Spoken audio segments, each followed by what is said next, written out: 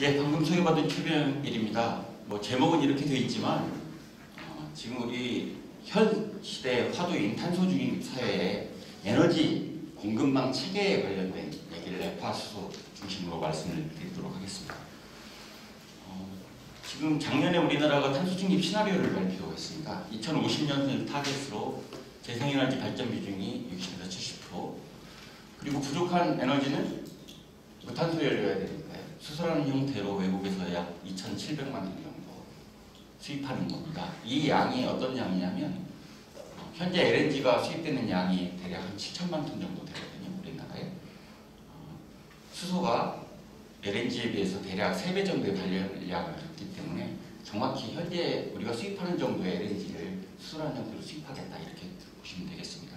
제가 뒤에서 결론적으로 말씀드릴 내용 때문에 먼저 이 부분을 말씀드리는데요. 이때 우리가 이만큼 해외에서 수소를 수입해 올 때 그걸 기체수소 형태로 수입해 올 수 없고요. 액체수소라는 형태로 수입해 오게 된다면 기체를 액화를 시켜야 되거든요. 그때 필요한 양이 대략 6만 3천 톤, 하루에 6만 3천 톤을 액화시키는 수소액화 플랜트가 필요한데요. 우리나라에 수입해 오기 위한 그 수소액화 플랜트의 건설 가격만 386조입니다.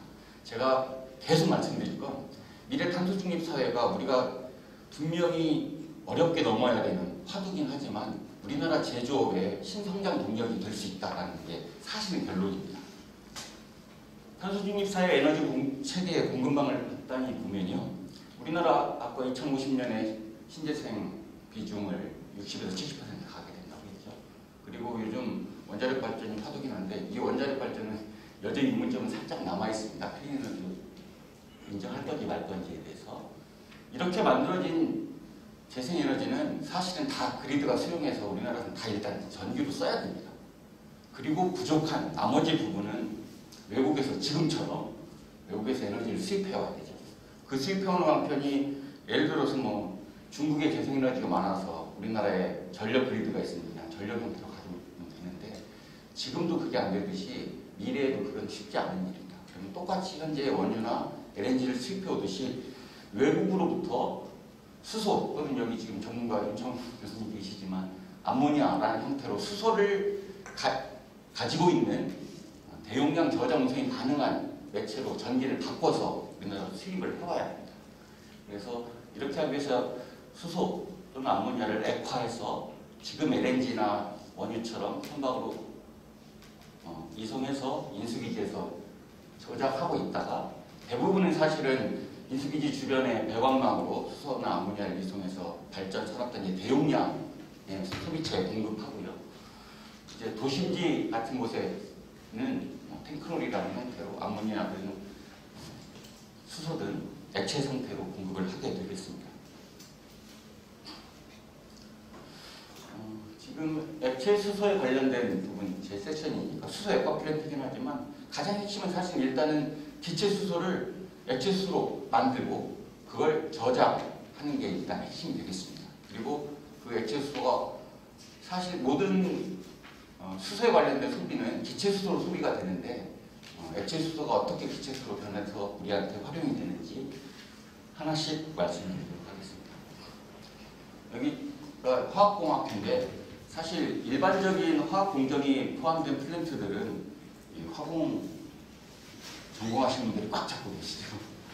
이 수소액화 플랜트, 저는 기계공학 전공이거든요. 그리고 연료체 전공인데 제가 이 일을 하게 된 이유는 이 부분에는 화학적인 변화는 전혀 없습니다. 전부 물리적인 변화고요. 수소액화 공정은 집에 있는 냉장고 생각하시면 됩니다. 우리가 물을 얼리기 위해서 물보다 차가운 온도를 가진 미디엄을 더 차갑게 만들어서 열교환시켜서 얼리는 거거든요. 기체 수소가 있으면 열교환을 통해서 온도를 영하 290도까지 끌고 그냥 액체가 됩니다. 물적으로 너무나 중요한 현상이고요. 영하 196도 정도까지는 현재 우리 물보다 싸다는, 생수보다 싸다는 LN2 액체 질소들이 있죠.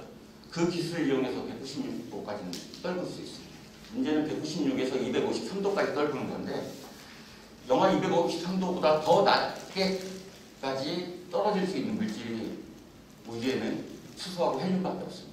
그래서 수소나 헬륨을 고압으로 압축했다가 모든 기체가 압축했다가 팽창하면 열이 확 떨어지거든요.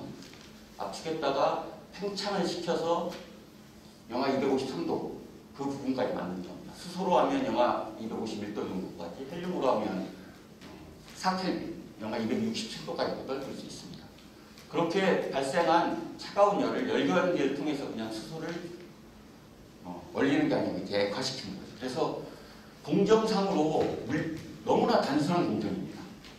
그렇지만 아쉽게도 한 번도 우리나라에 해본 적이 없고, 세계적으로도 이걸 해본 실적을 가진 회사가 뒤에서 보여드렸지만 몇 개밖에 없습니다. 그 이유는 아무도 액체 수소가 쓰이게 될 거라고 생각을 하지 않았죠.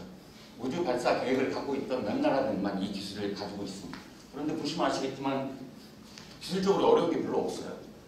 저는 충분히 우리나라가 부산에서 아까 제가 앞에서 말씀드렸던 전 세계 수소액화 플랜트 시장, 지금도 우리나라가 플랜트 시장 건설을 하고 있고, 그걸 운반하면 운송 선박 이런 것도 세계를 주도하고 있기 때문에 미래 탄소 중립 사에서도 우리가 충분히 주도할 수 있다 이렇게 말씀드리겠습니다. 기술적으로 이 오소파라 컨버전 그나마 허공신분들이 관심 가실 부분인데, 이 부분은 들어가면 복잡해지기 때문에 생략하고요. 혹시 질의 있으시면 나중에 여기 이제 발표 자료에 제 연락처가 있는데 연락을 주시면 대응하도록 하겠습니다. 이런 수소액화 공정 원리는 되게 간단한데 왜 많은 사람들이 야 액화시키는데 그렇게 낮은 데까지 보시는데 많은 에너지가 들어가는 거 아니냐? 예, 물론 당연히 많은 에너지가 들어갑니다. 얼마 정도의 에너지가 들어가냐면 1kg의 수소를 액화시키는데 대략 10에서 10kWh의 전기가 필요합니다. 이 전기 대부분은 아까 압축시킨다고 했었잖아요. 그 압축시키는 압축기의 전력으로 들어가는 겁니다. 우리나라 산업용 전기가 대략 1kWh당 100원이라고 생각하면 1,000원에서 1,500원. 이게 얼마나 사실 많은 양이냐면 우리가 기체수소를 지금은 원료값이 좀 비싸서 그렇겠지만 LNG 통해서 대용량으로, 그것도 뭐 조금씩이 아니고 큰 틀로 개질하면 원가가 대략 2,500원에서 3,000원 정도면 기체수소 1kg를 만들거든요. 거의 뭐 그거의 30% 정도가 액화에너지로 들어가는 겁니다. 이렇게까지 많은 액화에너지 비용을 투입하면서까지 왜 액화시키느냐? 당연하죠. 지금 제가 앞에서 미래사회 에너지 공급망을 말씀드렸는데 외국에서 수입해와야 되는데 기체 상태는 수입 못하고, 그래서 저장 운송의 효율성을 가지고 있기 때문에 액화를 시키게 됩니다. 전 세계적으로 아까 제가 우리나라에 2050년에 필요한 게 63,000톤 per 1이라고 했는데 액화 용량이 현재 전 세계적으로 한 400톤 per day 정도밖에 수소액화 플랜트가 들어가지 않고 있습니다. 대부분 미국에 있고요. 최근 일본에서 몇 개 만들어서 운영을 하고 있고, 대신 일본에 지어진 게 현 기술로는 세계 최고 수준의 기술로 린데나 에어리키드 이런 곳에서 짓고 있는 겁니다. 우리나라가 전 세계에서 잘 돌아가는 수소액화 용량에 거의 버금가는 규모의 수소액화 플랜트를 당연히 여기 있는 외국 기술들을 가져다가 짓겠다는 계획을 지금 두산중공업, 효성, SK 등에서 발표를 하고 있습니다. 지금 아마 창원의 두산중공업은 내년 초 정도에 아마 시운전이 시작될 수 있을 것 같고요. 효성도 내년 정도 시운전을 할 수 있을 것 같습니다. 수소액화 플랜트 모습을 그냥 현실감을 좀 느끼시라고 보여드리면, 일단 액화를 하려면 기체수소가 있어야 되니까요. 여기 LNG를 공급해서 이 부분이 이제 기체수소를 만드는, 물론 이제 기체수소가 다른 데서 공급된다면 요금 필요 없을 거고요. 가장 큰 면적을 차지하는 게 압축입니다. 압축을 해서 콜드박스, 아까 온도를 떨구는 부분은 사실 콜드박스 여기 2개가 있는데 크지 않습니다. 그리고 저장 탱크 있고요. 전체 여기 보시면 이게 지금 하루에 10톤 액화하는 플랜트예요. 120m, 160m, 축구장 2개 정도의 크기입니다. 그래서 굉장히 사실 거대한 플랜트고, 아까 에너지 비용으로 1,000원에서 1,500원 정도 든다는데 이런 자본 투자까지 필요하면 실제로 필요한 비용은 훨씬 더 늘어나게 됩니다. 자, 이런 아까 제가 말씀드린 미래의 거대한 시장이 있는데 이걸 외국 기술, 지금 현재 우리나라에 짓는 건 다 외국 기술 도입해서 짓고 있지만 그냥 둘 수 없어서 국토교통부에서 상용급 액체수소 플랜트 핵심 기술 개발 사업이라는 걸 시작했고요. 여기는 공정부터 기자재까지 다 국산해 해보겠다. 대신 R&D 과제에서 그렇게 5톤, 50톤 이런 형태로 못 찍으니까 0.5톤 퍼 데이를 타겟팅을 해서 똑같은 상용급 공정을 이용해서 다 국산을 해보겠다는 과제를 진행을 하고 있습니다. 현재 핵심 기자재의 설계 제작은 거의 다 완료된 상태고요.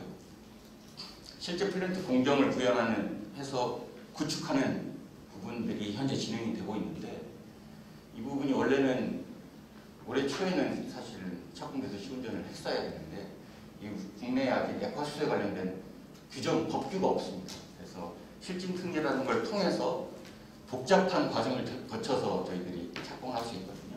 올해 9월에 그 실증 특례를 받아서 내년 초 정도에 착공할 예정입니다.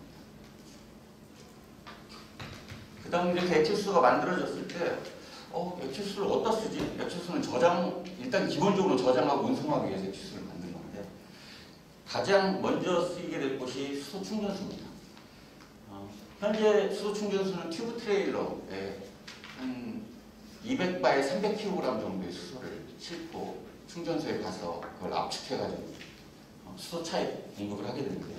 액화수소가 있으면 아까는 튜브 트레일러가 대략 300kg 정도인데 그거의 10배 정도를 탱크로리로 싣고 충전소 내 저장 탱크에 왔다가 압축기가 아닌 액체 상태니까 펌핑을 해가지고, 펌핑을 하게 되면 압축기에 비해서 대략 소요 에너지 양이 10분의 1 정도 수준으로 줄어듭니다. 그래서 고압에서 기화시켜서 기체 상태로 충전합니다. 이게 이제 우리나라 현재 있는 기체수소 충전소들이 아까 말씀드렸던 효성이라든지 SK에서 액화수소를 대량으로 생산하게 되면 충전소가 다 이런 형태의 충전소로 바뀌게 될 예정입니다. 그 다음 하나 말씀드릴게요. 아까 방금 수소차를 충전시키는 부분을 말씀드렸었는데, 연료전지가 실제로 대기압 부분에 기체수소만 있으면 연료전지가 전기를 만들어서 차가 갈 수 있는데, 현재 수소차는 다 700바짜리 고압 탱크에다가 기체수소를 저장했다가 연료전지를 공급을 합니다. 그런데 우리 지금 타고 다니는 승용차, 개솔린 넣는 차처럼 액체 상태로 그냥 바로 주유를 해서 바로 기화시켜서 연료전지를 공급시키면 훨씬 더 많은 에너지를 저장할 수 있습니다. 물론 단점은 액체수소 증발에 대한 안전성이 있어서 이런 모빌리티는 사용 시간이 정해진 대형 모빌리티가 적용이 가능하다는 점이 있습니다. 지금 이 부분은 현대자동차나 외국 트럭 회사들도 다 관심을 갖고 있지만 아직은 액체수소 인프라가 충분히 깔리지 않았기 때문에 조금은 미래에 이런 걸 탑재한 인프라들이 모빌리티들이 출현을 하게 될 겁니다. 다음은 이제 운송에 관련된 부분인데요. 대용량의 급전 유체를 운송하는 건 당연히 지금 나타나는 LNG 운송 선박이죠. LNG 운송 선박 전 세계에 다니는 운송 선박이 거의 대부분 우리나라가 사실 만들고 있습니다. 그 LNG 운송 선박 사진에다가 제가 리퀴드 하이드로젠 탱크라고 이름만 붙여놨는데, 이 탱커의 핵심 두 개, 배 만드는 건 우리나라 그냥 워낙 잘하고 결국은 화물창, 급저온 유체를 담고 있는 화물창 기술이 필요한데, 이런 급저온 환경에서 구조적으로 버틸 수 있는 구조, 그 다음에 외부에서 열 침입을 최대한 차단할 수 있는 차단 기술, 이 두 가지가 핵심 기술이 되겠습니다. 현재 우리나라 LNG 선박 우리가 다 공급하고 있지만 그 아래 있는 이 화물창에 관련된 핵심 기술은 아쉽게도 다 외국에서 원적 기술 수입해와서 LNG 운송 선박이 대략 지금 환율이 좀 올라서 그렇긴 한데 2천억에서 3천억 정도 한 차게 하는데 한 100억에서 200억 정도를 그 로열티를 사실 주고 있습니다. 근데 제가 볼 땐 그렇게까지 어려운 기술은 아닌데, 이것도 미리 외국이 그 기술을 선점했기 때문인데, 액화수소는 아직도 액화수소 운송박이 들어가는 게 없기 때문에 우리가 기술 실증에서 선점하면 충분히 그 부분도 커버할 수 있습니다. 구조적인 부분은 합에서 타입 A, B, C가 있는데, 그리고 지금 혹시 아실지 모르겠지만 멤브레인 탱크라는 형태, 이런 형태로 지금 가장 많은 LNG 운송선이 제조되고 있는데, 이것들은 저장 탱크의 내압 능력이 1바를 넘지 않습니다. 2바를 넘지 않고, 타입 C라고 하는 건 내압 능력이 2바를 넘는, 이걸 고압 탱크형 화물창이라고 합니다. 그래서 이 셋 중에 하나를 설정해야 되는데 사실 압력이 높을수록 보이루프가 되어도 버틸 수 있는, 방출하지 않고 버틸 수 있는 여분이 충분히 있기 때문에 압력이 높은 형태로 가는 게 바람직한데, 이건 압력을 그나마 전기 여기 2바긴 하지만 뭐 3바, 4바, 대략 10바 정도까지만 올리려도 구조적인 안정성 기술이 굉장히 높게 필요해서 결국은 조선사들이 어떤 걸 선택할지를 결정을 해야 됩니다. 그건 단열하고 같이 연계해서 설정해야 되는데요. 현재 LNG 운송 선박에 쓰이고 있는 단열재들이 여기 있는 EPI 계열의 단열재들인데 이쪽 부분이 유열전도도라고 보시면 되고요. 대략 10이라는 오더를 갖고 있는 단열재를 사용해서 LNG 운송 선박 단열을 하고 있습니다. 그런데 지금 이 부분은 압력입니다. 압력.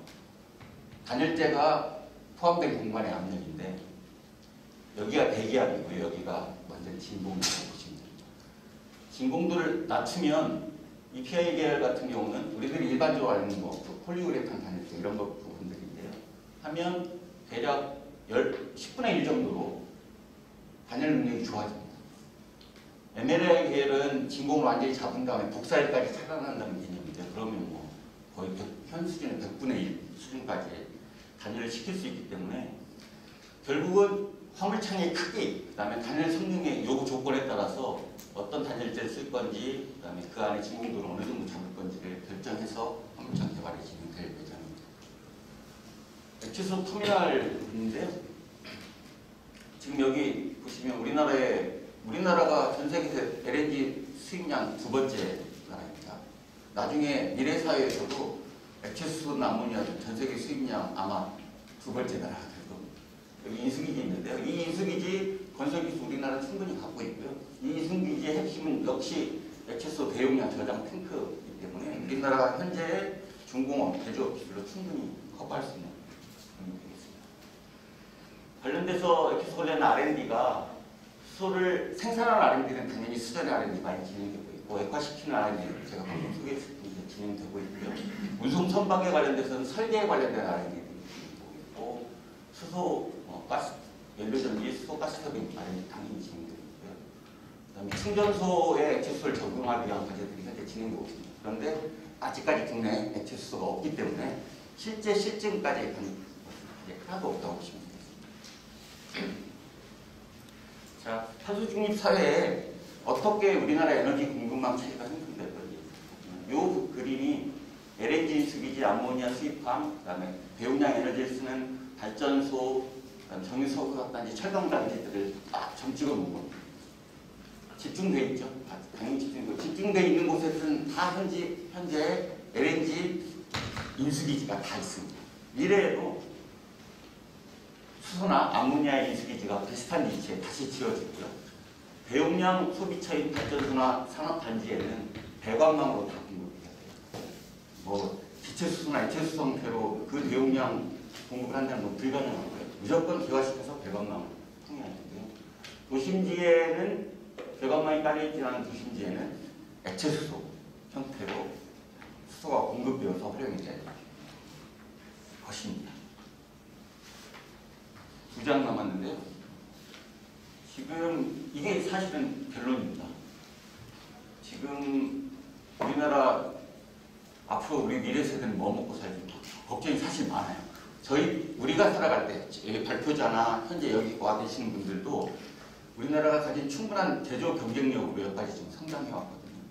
근데 지금의 에너지가 다 바뀌어가지고 재생에너지 사회가 되면 우리나라는 재생 전력도 부족하고 재생에너지를 우리나라 쓸 수도 없고, 그 다음에 재생에너지 관련된 특히나 수전에 관련된 플랜트 기술 아직 우리가 주도하지 못하고 있고, 미래에서도 어떻게 하지 하는데, 저는 이 수전의 부분 여기 수전의 전문가들 많이 계시겠지만 그 부분에서 확실히 기술 개발해서 일단 대용량 수전의 플랜트를 우리 기술로 전 세계에 따라야 되고요.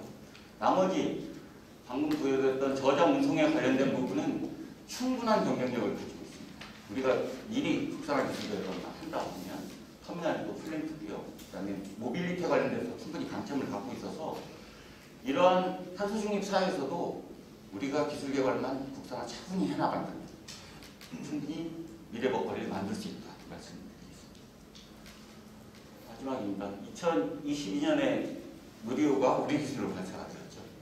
저기에 탄소 중립이라는 거대한 사회, 우리 후손들이 살아가야 될 좀 어떻게 보면 좀 냉혹할 수 있는 사회가 있는데요. 거기로 날아가고 있습니다. 현재 다 이륙하고 있는 시점이거든요. 제가 이걸 놓은 이유는 이 기술이 국산 기술로 갔다는 거예요. 이걸 외국 기술로 가게 되면 먼 미래에 우리 후손들은 돈을 벌 게 없습니다. 여기 계신 분들이 관련된 에너지 체계에 해당되는 제조업에 관련된 기술들을 충분히 연구개발 잘 해주셔서 우리 후손들이 잘 먹고 잘 살 수 있게 해주셨으면 감사하겠습니다. 네, 감사합니다.